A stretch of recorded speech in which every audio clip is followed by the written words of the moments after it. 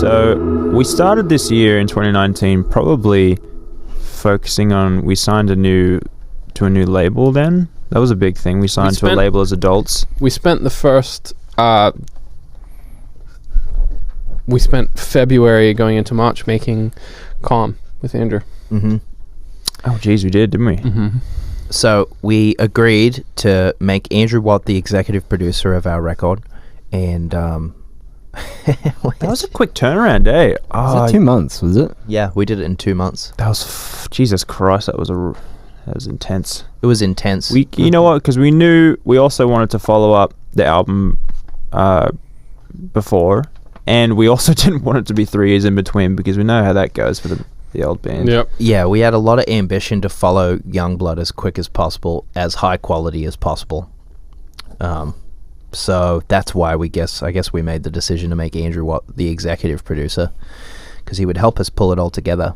And he obviously helped us create Youngblood. Yep. So we all hop into his little basement that has what's that neon he has? What's it say? It's like something about Japan. It's like a Japanese street sign, right? Yeah. And that's the only light in the room. Yep. And we go down there and just pretty much get our heads stuck in making songs for another 2 months.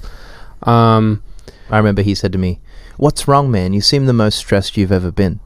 I said, "I am." It's a good observation.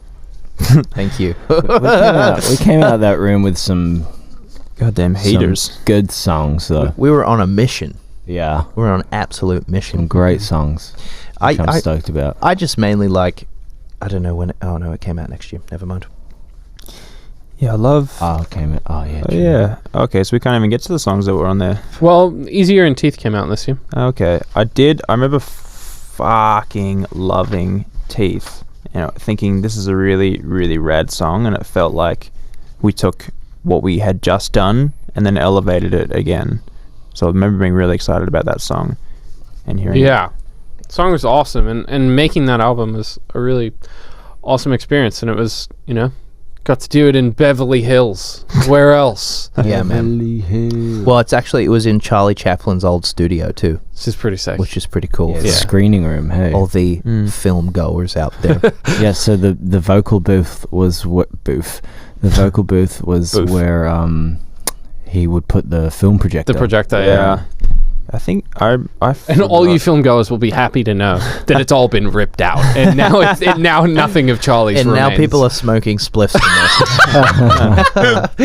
Oh my god! It's a total. No. Those couple months were just very. I feel like I don't know. You're right. We're on a mission. We had to make this album, and it had to be amazing. And we had to do it. We wanted to do it quick. It sort of came together quite quickly, and I think, well, personally, I definitely put myself under a lot of pressure, as did we all, but that's just personally what I remember from it. Just very, I don't know. It wasn't not fun, but I think because of the pressure that was on us and that I felt in myself, it made it definitely slightly less fun. And it was a good lesson to learn that it doesn't always, I don't know, have to be so intense. Looking back, it can be fun. Yeah, I mean, an abundance of lessons, man. I mean, as well, I think Andrew taught us to believe in the band's ability as well. Yeah, which was an amazing thing. But when Easier came about, we were following the Youngbloods new wave thing, and we started to sense music was heading elsewhere rhythmically, so we started to mess around with industrial rhythms and stuff, and Andrew understood that really deeply and really helped showcase a different angle of the band's musicality. I think he really developed our ability to use more electronic sounds mixed in with our natural playing, which I think is why he's such a good producer. But yeah, that all came together pretty quick. Yeah, I mean, a big thing this year was, this stems a lot from you, Ash, and your sort of brainchild, but knowing the band wanted to do something more with what we had, which was Friends of Friends, which I think is really rad, and it's something that I really hope we can do more of now the world is open. But when the world is open to five sauce. Yeah, it feels like when you're in a band, when you're a part of songs being successful and everybody's always saying how good the song is or whatever. It always has felt like you got to achieve more duality. So we love to make sure we do things like Friends of Friends and make sure we showcase other artists, partly because I think no one did that for us in the beginning when we were doing those shows back in 2011, 2012, when people were just starting out and we were just kind of brutalized in a pub with heavy metal bands. It's like I feel like our Friends of Friends thing is a nice little platform for people to showcase how good they are and what they can do in all different art forms and all different kinds of people.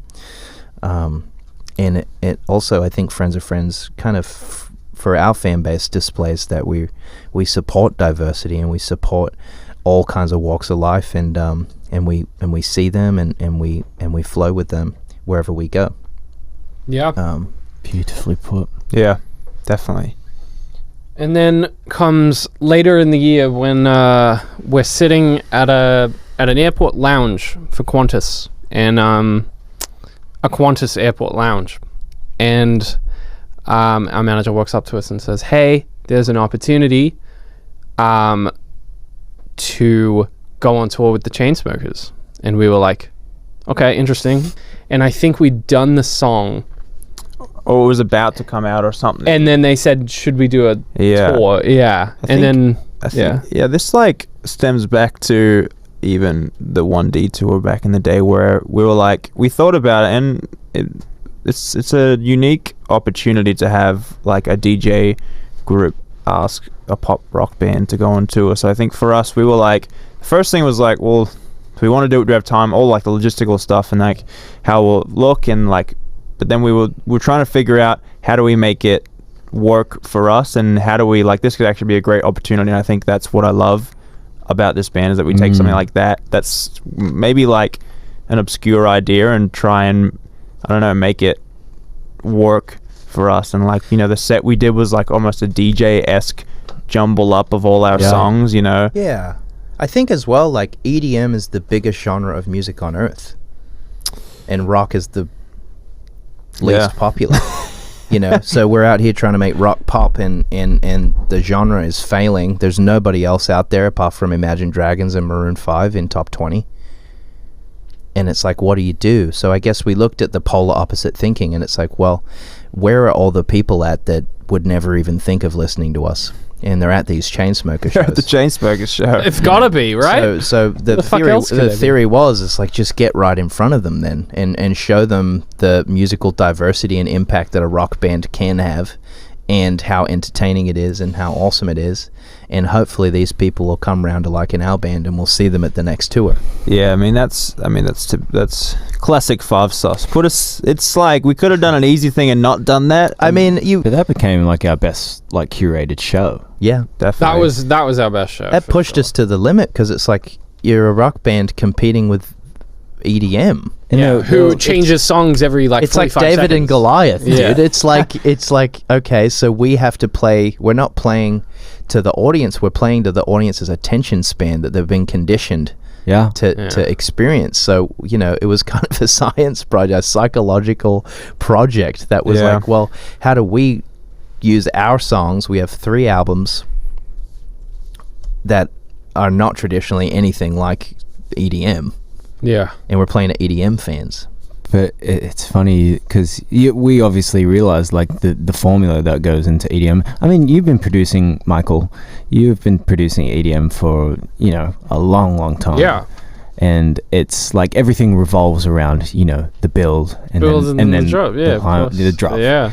And that's essentially what we learned to do while we were curating. Yeah, we would be like, let's play a verse and a chorus. Yeah, and then move on. And then like, what's our drop for a rock band? Yeah.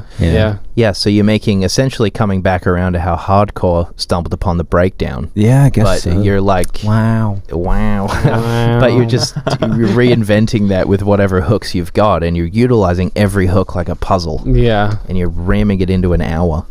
And just to close off 2019, we had the album done at this point for like almost 8 months.